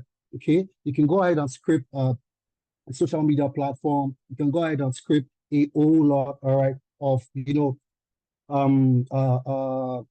forums, and get all the sentiments. Okay. And now once you scrape them, you have them, in the company's data warehouse. And then your data analyst can then begin to analyze. So then you can get an angle, all right, of what is out there. So you see how important, how valuable a data engineer is. Right. So they are actually a very, very important aspect of the data. So without data engineers, data analysts do not have data to analyze. Data scientists, they do not have, data to train their machine learning models and a whole lot on. So that is how valuable that you are. And I'm going to start, this session just showing you how valuable, how important data engineering is. Okay. Now, the WEF, that's the World Economic Forum. They release they release reports, right, yearly, and the report they release, right, talks about the future of job.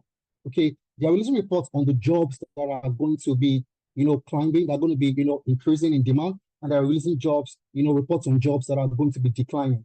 All right, and then you want to check out on my screen and see what's on my screen, right? This is a report, right, by WEF, as the World Economic Forum, on the fastest growing jobs. Okay, and we can see that the number one there is the big data specialist. All right, we can also see the data warehousing specialist. Okay, so these are roles that are under the data engineering title. Okay, so these jobs are the fastest growing jobs. Okay, and then we also want to see the jobs that are high in demand. Okay, again, we can see the database architects, right, coming up right here as one of the tech jobs, right, that are so high in demand. All right, and again, the WEF released the report that over 170 million jobs will be created in the next 5 years. That's come 2030. Over 170 million jobs are going to be created, while 92 million jobs will disappear. Now, why am I walking you through these statistics, right? And that's because I just showed you that the report that they released shows us that the fastest growing job, right, is big data specialist, and that is under data engineering. So what that means is, out of these 170 million jobs that are going to be created, you are rest assured that data engineering is going to take a whole lot of those jobs, because it is one of the fastest growing, tech career, paths out there. So what that means is you can never go wrong, all right, with data engineering. Getting into the program, you can never go wrong with data engineering. And what are the types of jobs that you can actually apply, right, under data engineering? Because it's actually a very, very broad job title. Okay. Now, what that means is that you can apply to jobs like analytic engineering. Okay. You can apply to jobs like the BI engineer or developer. You can apply to jobs like the AWS cloud engineer, Azure cloud, GCP cloud engineer, right, ETL developer. So someone just asked in the chat, right, if the ETL developer is also being taught. I'm going to get to that in a second. So you can apply to job as an ETL developer, big data engineer, data migration specialist, data platform engineer, and so on. So there is a whole spectrum of roles that you can apply to as a data engineer. All right, it's a very, very fantastic role. Now, let's get to the juicy part of the evening, right? So I know that, we all had our head blown off by the codings that was a little bit intense for some people, right? That look like magic for people. All right, but let's take a moment to cool off now, okay? Because this is actually the juicy part of the session, okay? So I want you to know, I want to know that if you are actually ready, to understand how you can get started, all right, in tech, especially data engineering program, I want you to drop a yes in the chat if you're willing, all right, to explore this part, all right, because you already understand that this is actually a very, very high in demand role. So if you're with me and I try to get an understanding of this pathway. So I'm going to go ahead right now and give us a whole deeper exposition into the world of data engineering, the industry, how you can get started, right? The tools and the skills that you're going to learn. So if you're still with me, I need that yes in the chat. Can I get that yes in the chat if you're still with me? Can I get that yes in the chat? Okay. Okay. All right then. So let's go ahead. Okay. So now there was recently, Elon Musk made a post on his X platform. All right. And then what did he say? All right. So now, oh, good. Right. So I got those yes coming in. All right. Still. So now, what did Elon Musk say? All right. He said, just 1 second, please. Why I just minimize that? Okay. So this is what I said. So now Tesla, right, and Elon Musk conglomerates, they were looking to hire new professionals. And this is what he said. All right. He said that we do not care where you went to school, or even if you went to school that has a big name, or you work at a company that has a big name. We are, looking to hire software engineers to build everything up. All right. Please join us by sending your best work to code@x.com. All right. Just show us your code. We do not care where you went to school. So now the era of certification is pretty much over. Now, this is the richest man in the world, and we know, how expanse, right, is conglomerate are, right? And now this is him saying that they are looking for software engineers and professionals, and they do not care, what school you went to. They do not care if you have all this fancy degree. Just show us your code. Nobody cares about your certification anymore, right? And then I'm going to ask us a very, very interesting, question here to be able to back up this idea, and just so we can understand that we have moved from a certificate-based industry system and job market to a skill-based market. Now, this is going to be my question. Now, let's assume you're going on a trip, okay, and then it's last minute, but something unfortunately happened, right? Your car broke down. Your car broke down, and this trip is actually a very, very important one for you. Okay, so now you need an engineer to help you fix your car so you can get back on your trip. Now you've got two uh you've got two engineers that that you can actually call on. The first one was a mechanical engineer that finished from Harvard University with a first class. Okay, but he does not have a workshop. You cannot see any of his experience. He doesn't have an experience of working on cars, but then he has a theoretical certificate to show that he got a first class from Harvard. And then the other person is this experienced mechanic, right? That does not have any college degree, no fancy degree, all right? But he has a workshop to show for his experience. You've seen that he has worked on cars like Benz, Ferrari, Lamborghini, and you can see that he has done this work, very well. Now, don't forget that you are in a hurry here, okay? So are you going to go for the Harvard graduate that does not have a workshop, that doesn't have any experience, but has a paper to show you that he has a degree in mech engine, all right? Or you are going to go for the experienced mechanic with no degree? Okay, so if you are going for the Harvard graduates, give me a this in the chat. But if you are going for the experienced mechanic that has, the workshop, give me a dot in the chat. So let's go. I'd like to see what our responses are. Okay. So what are our responses? Is it a this? Is it a that?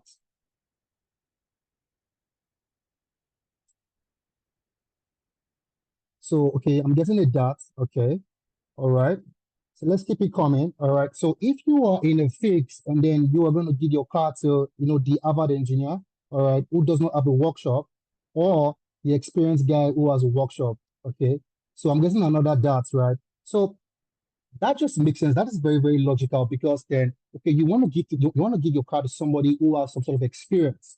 Okay, so that's why the era of certification, right, has gone. Okay, it's pretty much, it's gone. Okay, now recruiters are looking for, for this particular scenario, they'll be looking for data engineers that have, projects that they've worked on. They're looking for data engineers that have the skill. Okay, show me what you've done. All right, show me the things that you have done. Show me how you can provide value for our organization, and then let's talk about, employment. Okay, and so how do we come in, here at Analytics to help you gain all this hands-on experience? Because I know that the reason why we joined this session, okay, is because we need to land a role. Okay, we want to land a role. All right. So how do we help you get all this, hands-on experience, all right, all this training so that you can be one of those top, applicants out there for those, top roles that are looking to be filled. All right. So let's take a deep dive into the data engineering toolkit. What would you be learning, right, in the data engineering program once you join the Analytics data engineering program? So the first thing that you're going to be learning is introduction to data engineering.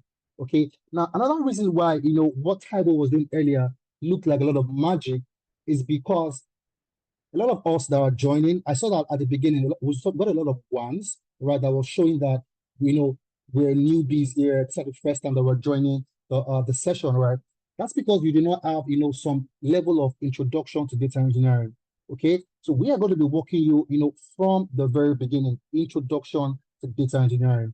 Okay, and then we are going to be teaching you SQL, structured query language. So you saw that Taiwo also made use of SQL to be able to display some sort of result sets, right, at the end of coding, right? So you're going to learn how to use SQL to build a database and also use SQL to be able to analyze that database or query that database and get some, information out of your data. You're going to be learning Python programming all the way from the beginning. So we're talking about, Python data types, functions, right?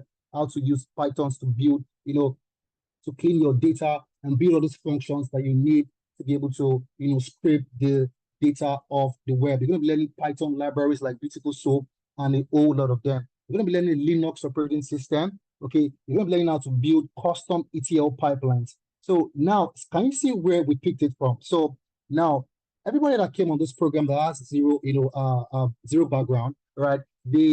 So that means that you started learning from the 5th item on the list. Okay, so that's why it looks like, magic to a lot of people. I saw Nessa, I saw a lot of other people that, that were really, really, that had their head blown. All right, so what happens is this: you are going to be learning from the first item, so the introduction to SQL, to Python. So by the time you get to building this ETL pipeline in class, you're going to find it really, really easy. Okay, you're going to be learning Apache Spark, Apache Airflow for your data pipeline automation. So you put all this, your ETL processes on automation, right? And then cloud engineering. So basically, you're going to be learning how to build, infrastructures and systems in the cloud using GCP. We just use GCP. You're also going to be learning how to use Azure to build this infrastructure in the cloud. And also the GitHub for version control, and then ChatGPT and GitHub Copilot. Okay. So you will be exposed to all these tools and techniques, all right? And you are going to be able to, become a master data engineer in no time. So like I said, right, you want to be able to have, at Analytics, our approach, right, to training is very, very project-based. So from your very first class, okay, you are going to be exposed to projects. So what that means is this: towards the end of your, your training program, you would have wrapped up project upon project that you're going to put in your portfolio, okay? And there is an attendance form that is dropped in the chat. Okay, you want to go ahead and fill that attendance, okay, so that we can actually send you the materials, okay, and the recording of this presentation to you after the session. So, like I was saying, right, the approach to training at Analytics is project based. Okay, so you are going to be having project upon project, all right, to be able to fill them into your portfolio.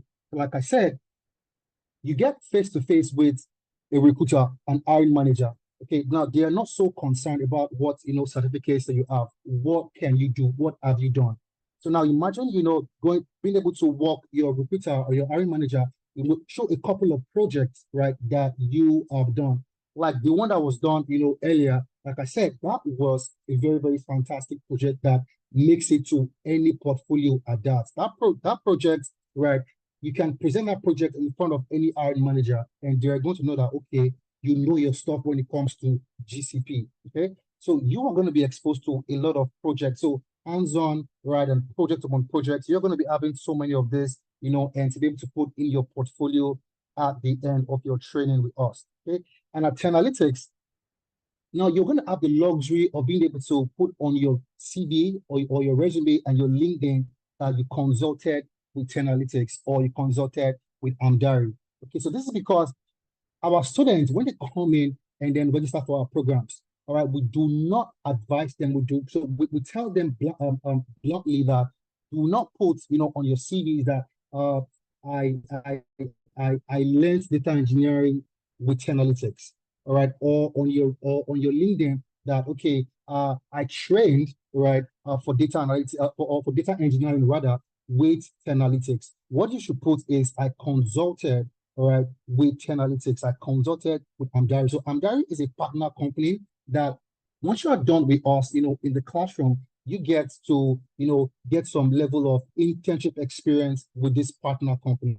Okay, so you get the luxury of being able to add that, okay, I consulted with Analytics, I consulted with Amdari, so year and so year. So that actually, raises your level of, confidence, that raises the level of legitimacy in front of any hiring manager. Okay.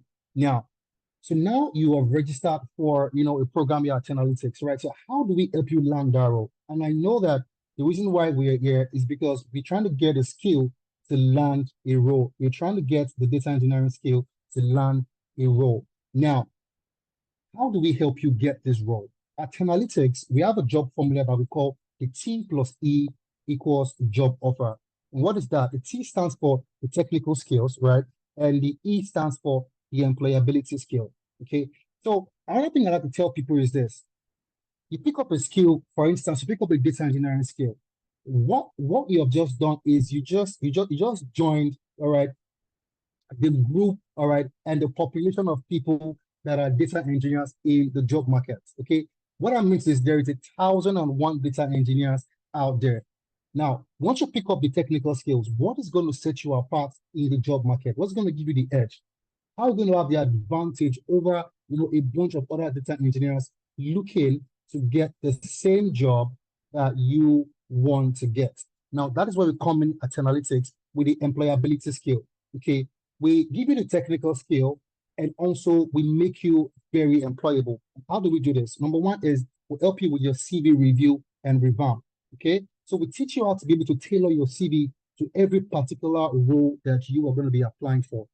All right. A lot of reasons why people do not get callbacks after their application is because their CV, all right, is not optimized for that particular role that they are applying for. So they get marked down by the applicant tracking system, that's the ATS. Okay. So most times the CV does not even get to the end of the hiring manager, so the physical end of the hiring manager, because an ATS has marked them out. All right. So we teach you how to be able to tailor your CV to the roles that you're applying to. Then we also help you optimize your LinkedIn profile. Okay, that is very, very important because LinkedIn is one of the top, recruiting centers in the world. Okay, and you do not want to know how much LinkedIn made last year, right? In their revenue is in the tunes of billions of dollars, right? So it's a very, very lucrative place to stand out and get a job, as fast as possible. But you need an optimized LinkedIn profile. Okay. Such that recruiters are going to be the ones shooting you DMs. Okay, I get people shoot me DMs, all the time on LinkedIn. Right, am I available for this role? And these are jobs that I did not apply for. But why are they shooting me DMs? This is because my LinkedIn is optimized. We're going to teach you how to optimize your LinkedIn, your headlines, how to post projects, how to use the trending hashtags, and how to just literally put yourself in front of recruiters on LinkedIn. Then we're going to help you navigate the job market, walk you through, the top job boards for remote roles, hybrid roles, and on-site roles and the likes. We're going to help you with your interview preparation. So now you've landed an interview. So we are going to help you before you go in for your real interview. We're going to simulate the exact ambience of that interview such that when you're going in, you are going to have a lot of confidence before your hiring manager. And then now you've gotten the job, and I'm sure that your recruiter is going to ask for a reference letter from the previous company that you worked as a data engineer. We are going to be helpful in this particular case. And then also the on-the-job support. So now you're on the job, all right, and for any reason you run into any hassle, any challenge, you can reach back to us at Analytics. We are going to have professionals help you and give you that soft landing that you need on your job. And then there is the weekly mentorship sessions where we bring in professionals on the weekly basis to come in and help you understand, the industry in general, to help you understand the pros and cons, how to be able to make yourself more visible online, network, and a whole lot. Okay, so this improves your employability, right, index in the job market. Having all these things, it definitely improves your employability index. And finally, the Upwork optimization. So Upwork is a freelance a platform. All right. So if you're looking to get some side contracts, right? You're not looking to get a full-time role yet. So you want to make like, let's say $500 here, you make like, $700 here. Upwork is that particular platform that you want to leverage. Okay. And then we are going to be helping you how to optimize your Upwork profile. Now, I said that we at Analytics, we are very, very much, interested in, your training up until the fact that you get the job. So we are not just interested in teaching you what data engineering is. We are interested in giving you the technical skills up until the level where you land that role. And I told you that we offer a lot of employability services, right? And part of that is once you come in for the program and then you start to, you start your learning journey, we have our data, our master data engineer scrape, jobs, all right, and post to your LMS on a weekly basis. Okay, so these are jobs. So we are subscribed to top, paid job boards, out there in the UK, in the Canada, in the US. All right, we are subscribed to a lot of, paid job boards that actually are looking for, applicants to fill in their roles ASAP. So we have access to these job boards, and we have our engineer scrape all these, in-demand jobs that are looking to be filled, and then send to our students on a weekly basis. Now, how fantastic is that, right? So all you have to do is just go ahead and apply for these jobs that are sent into your profile on a weekly basis. Now, that is how, intense we are, ready to help you land that role, okay? Like, this and that. Now, what have we been able to achieve, right, in the past, okay? Now,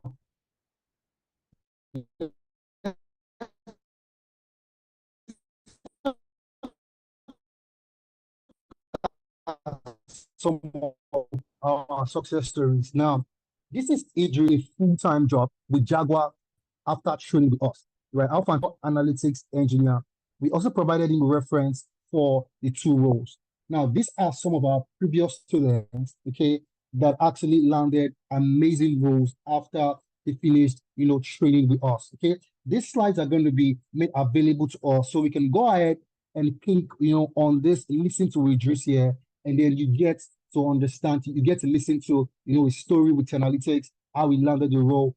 It's all live, it's all legit. This is Michael here. Michael Osheyemi landed his first role in tech as a sales engineer, in a software company in the UK after completing his data engineering program with us. Okay, you can also listen to Michael. This is Nathaniel. He got a job as a BA, right?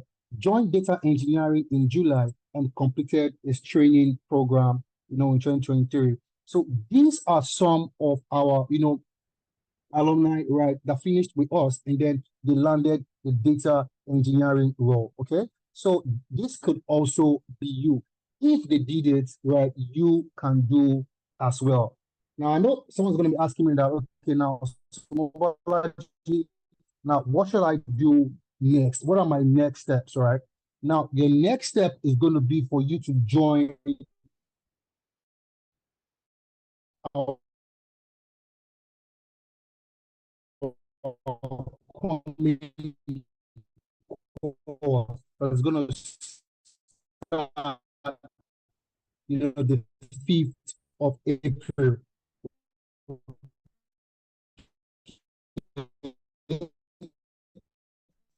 That's going to be your next step. If you want to also have a time, right, members, you want to join our next running it is our International Women's Day. Is this Analytics is offering programs for 300 women get into the tech. If someone said they can't hear me clearly, Fobe, can you confirm that I'm still audible? Someone said my internet is not so clear. Yes, you are. Okay, fantastic. Thank you. So like I said, right, April is going to be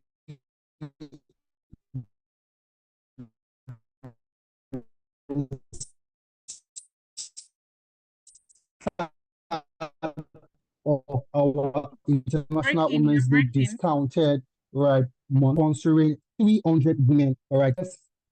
Okay. Is it better now? Hope it's fixed now.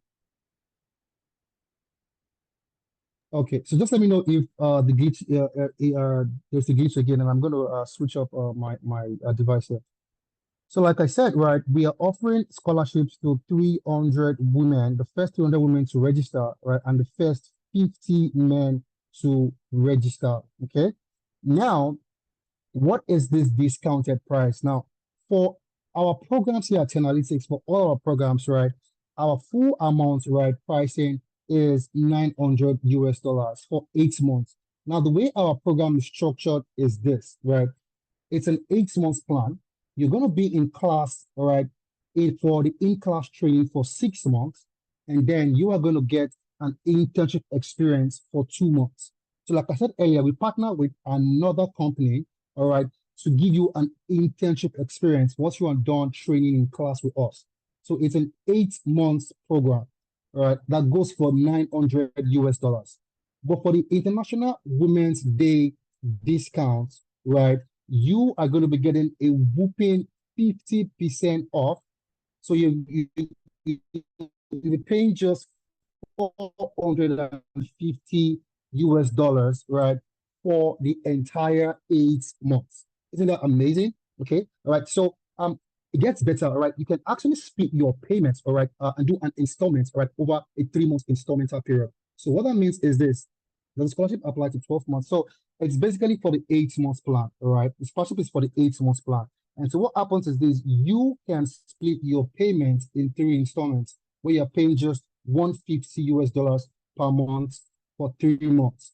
And that's going to be all. You're going to be ready to go, for the entire 8 months program. Okay. So that is an interesting thing that I think that, is going to play out for everyone.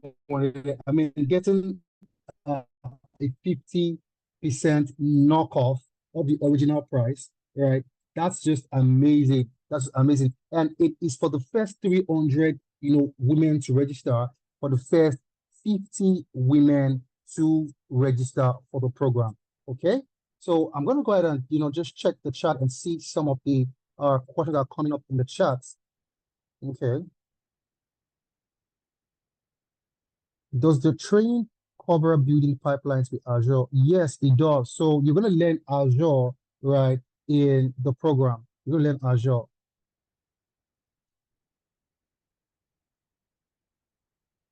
So 1 second, while I just scroll down here, see if we have any questions.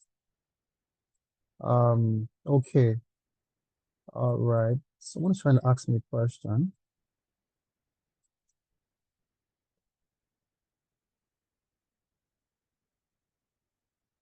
I'm trying to see a question there.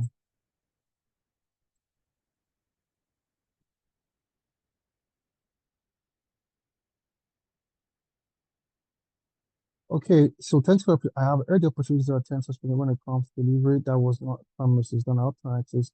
All right, so I'm trying to see who this person is.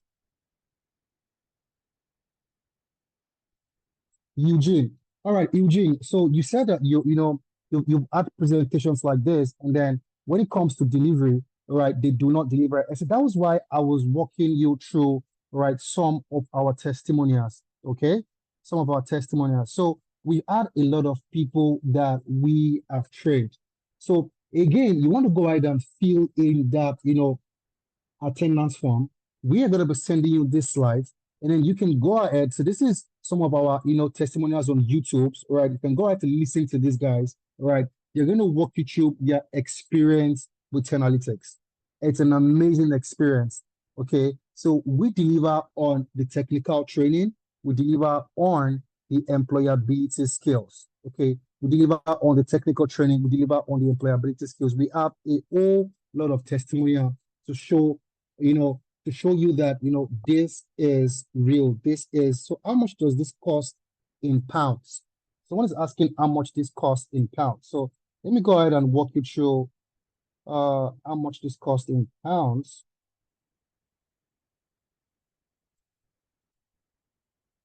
Okay, someone already gave an answer to that. How much that cost in pounds?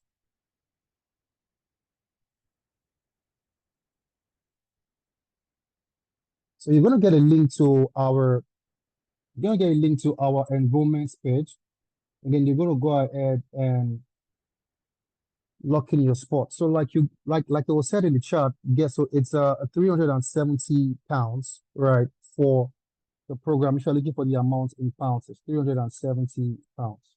Okay. So now is the time to ask your questions. If you have any questions, drop your questions on the chat, and I'm going to be providing some clarity to our questions real quick. All right, I am my colleagues. So if you have any questions, go ahead and drop your questions in the chat before we bring the session to a close. All right. So keep those questions coming in, okay? And then the link to locking in your spot, right, has been sent in the chat. So you want to, like I said, this is for the first, 300 women to register,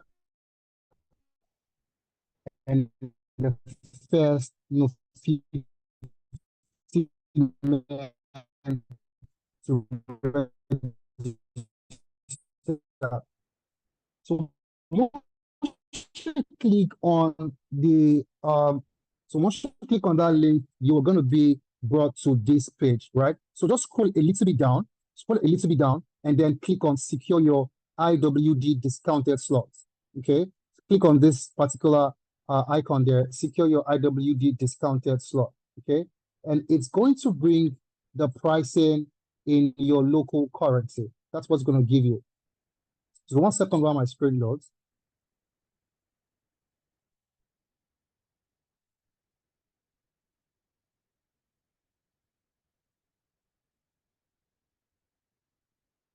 So just 1 second. Okay. So once you click on that, so right, it brings you to this page. All right, it brings you to this page. So now if you want to do a 2 month installment, right? You want to do a 3 month installment, you go ahead and select any of this. So the first one is the one-time payment, second one is the 2 monthly installments, and then the third one is the 3 monthly installments. So let's assume I want to pay 3 times. Okay. I go ahead and click the last one here, right? And the pricing is showing me here is in pounds. For those in UK, you're going to see this particular currency, pounds, right? So click on that, then click on secure your seat, then click on proceed. Okay. And so you go ahead and put in your information here, and then you pay for products. You pay for products. So once you initiate the paying for products, right, you are going to be prompted to input other information. You're putting when you are looking to resume, okay, and then a couple of other informations, and then once you're done paying for your products, right, one of our team members is going to reach out to you, right, send you your welcome toolkit and onboard you for the April course, okay. So this discounted slot actually runs off very fast. So you want to grab one is the scholarship only for April cohorts? Yeah, so the scholarship is actually going to kickstart for April. Okay. All right. So that's when the kickstart is for April. And then it runs for the April cohort, basically, right? So yes, it is for April. So you want to go ahead and lock in your spot right now. Again, if you have any question, go ahead and ask your question so we can provide clarity before we run out of time here. Okay.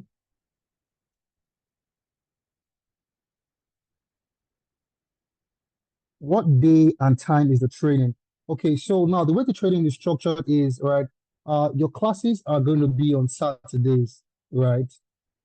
Your All right, so your classes are going to be on Saturdays, right? So for those in the Europe, right, we have the European time zone, and for those in North America, whereas the US and Canada, we have the North American time zone. All right, so for those in the Europe, okay, your classes are going to be 11 a.m. to 2 p.m. on Saturdays, West African time. So 11 a.m. to 2 p.m. West African time on Saturday. That is when you're going to have your classes, okay? And then the way the classes are structured is it's a blended approach. Okay. So the first Saturday of the month, you're going to be having a live class where you have an instructor come into the class, right, and teach you live. Right. The coming Saturday, which is the second Saturday, you're not going to you won't be having a live class. You're going to be having your instructor send you some self-paced video for you to learn at your pace. All right. And then the third Saturday, your instructor is going to be back in class live again. Okay. And the fourth Saturday, you get those self-paced videos right there. Okay. So that is the way the classes are structured, right? So again, you have the 11 a.m. to 2 p.m. West African time for those in the European time zone, right? For those in the European time zone. And for those in the North American time zone, right, your classes are going to be in the evening, so 6 p.m.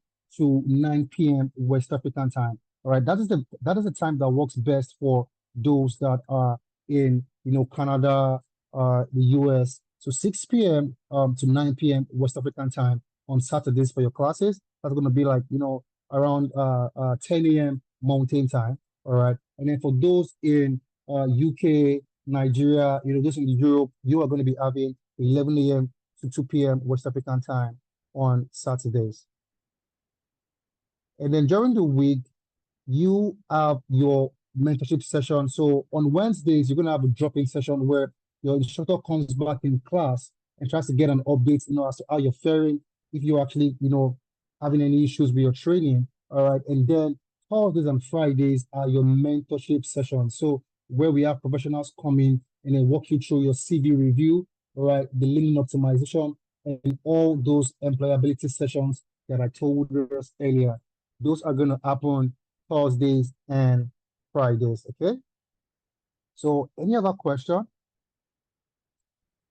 So again, if you have, if you still need further clarity, okay, as to, what to go for, the structures, there's a link that has been sent into the chat. Just go ahead and click in on the link and then book, a clarity session. We're going to have professionals come in and then provide more clarity to you as to all our programs, the pricing structure, the time structure, and the rest. So you can go ahead and click on the link to book a clarity session.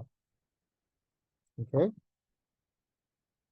So I think that is pretty much it. Do you have any other question? You can keep the questions coming in.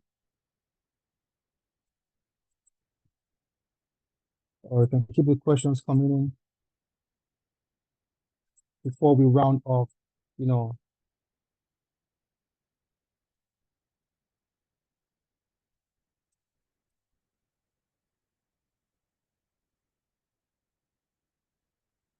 So who's got questions?